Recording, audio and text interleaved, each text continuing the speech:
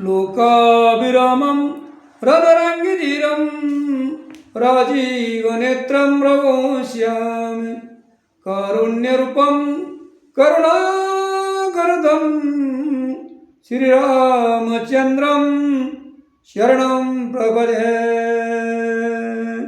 श्रीरामचन्द्रं शरणं प्रपद्ये। रामकृष्ण हरी।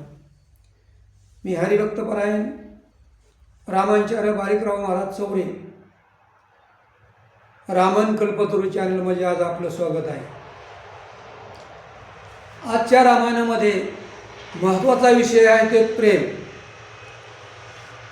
महाराज, आपल्याला जर मोठं व्हायचं असेल तर प्रेम अति गरजेचे आहे आणि जोपर्यंत आपण प्रेम करत नाही तोपर्यंत मोठं होत नाही।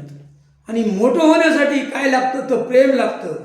मोठं होण्यासाठी नम्रता लागते आणि ती नम्रता साधू संतांमध्ये आहे। म्हणून म्हणतात ना, नम्र झाला होता त्याने कोंडिले अनंता। आणि काही साधू संतांनी सांगितलं की जर प्रेम नसेल तर महाराज सुखच नाही। म्हणून प्रेम सुख देई, प्रेम सुख देई, प्रेम सुख देई, प्रेम सुख देई। प्रेमाविन नाही समाधान, प्रेमाविन नाही समाधान। प्रेम सुख देई, प्रेम सुख देई, प्रेम सुख देई, प्रेम सुख देई। प्रेम असेल तर महाराज, साधू संतांनी सांगितले प्रेम असेल तर सुख आहे, नाही तर सुख नाही। प्रेम असेल तर समाधान नाही। म्हणून प्रेम अति गरजेचे महाराज। प्रेम जगाच्या मालकानं भगवान प्रभू रामचंद्रानं केलं। आपल्या बंधूवर प्रेम केलं, आपल्या मात्या पित्यावर प्रेम केलं, आपल्या सर्व भक्तावर प्रेम केलं, वानर सैन्यावर केलं, जटावर प्रेम केलं, शबरी मातेवर प्रेम केलं।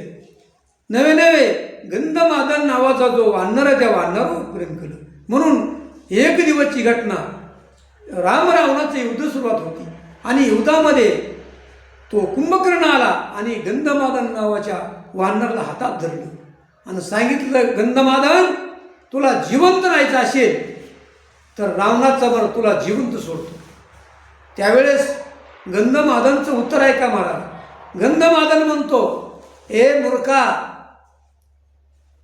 मेलो तरी चालेल पण माझ्या रामाचाच म्हणून मरेल। त्याला प्रेम म्हणतात महाराज। म्हणून सगळ्या भक्तांनी प्रेम केलं तसं देवाने प्रत्येकावर प्रेम केलं। माझ्या भगवान पांडुरंग परमात्म्याने सर्व साधू संतांवर प्रेम केलं।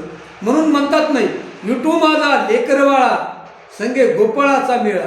आणि भगवान श्रीकृष्णाने प्रेम केलं महाराज, गोपाळावर प्रेम केलं, गवळणीवर प्रेम केलं। एक दिवस भगवान श्रीकृष्णाला दुर्योधनानं जेवणासाठी आमंत्रित केलं। पाची पक्वान्नाचं जेवण केलंय महाराज। जेवायला सुवर्णाचे ताट आहे, चांदीचा पाट आहे। भगवान श्रीकृष्ण जेवण्यासाठी आले, हस्तिनापुरामध्ये आले, बरोबर उद्धवाला घेतलं आणि हस्तिनापुराचे आल्याच्या नंतर महाराज ते विदुर काकाकडे वळले।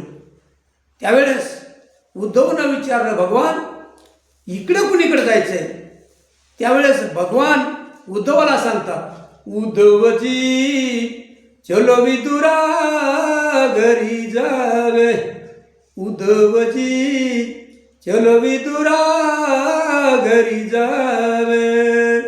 बड़े बड़े मंदिर कोण काम के, बड़े बड़े मंदिर कोण काम के, आदर नहीं पावे, उद्धवजी चलो विदुरा घरी जावे, उद्धवजी चलो विदुरा घरी जावे। भगवान म्हणतात, उद्धवा एवढा मोठा महाल आहे पण आपल्या कामाचा नाही, आपल्याला सज्जनाचा झोपडी असेल तरी चालेल। म्हणून एक ठिकाणी कबीर महाराज म्हणतात, अरे चंदन की चुटकी भली क्या करे बबुल की साल, अरे सज्जन का झोपडी भली क्या करे दुर्जन का महाल. बाबळीची साल गाडी बरं आहे महाराज, कामाची नाही. चंदनाची चुटकी जरी असली एवढी तरी ती महत्वाची. तसं दुर्जनाचा मोठा महाल आपल्या कामाचा नाही, पण माझ्या विदुर काकाची झोपडी आपल्या कामाची. का तर त्या झोपडीमध्ये महाराज प्रेम आहे.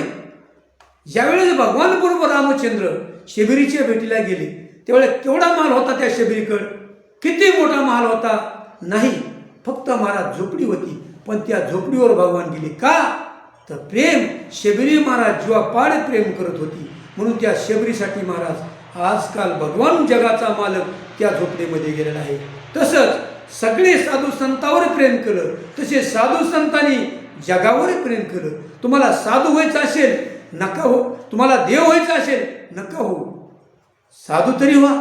साधू नसेल होता येत तर महाराज आपण मनुष्य तरी झालो पाहिजे. आणि मनुष्य होण्यासाठी काय लागतं तर ते लागतंय महाराज फक्त प्रेम. आणि म्हणून मी तुम्हाला कळकळीची विनंती की जगावर प्रेम करा. जगावर प्रेम करा आणि जगावर प्रेम करून सर्व आपण महाराज मोठे व्हा.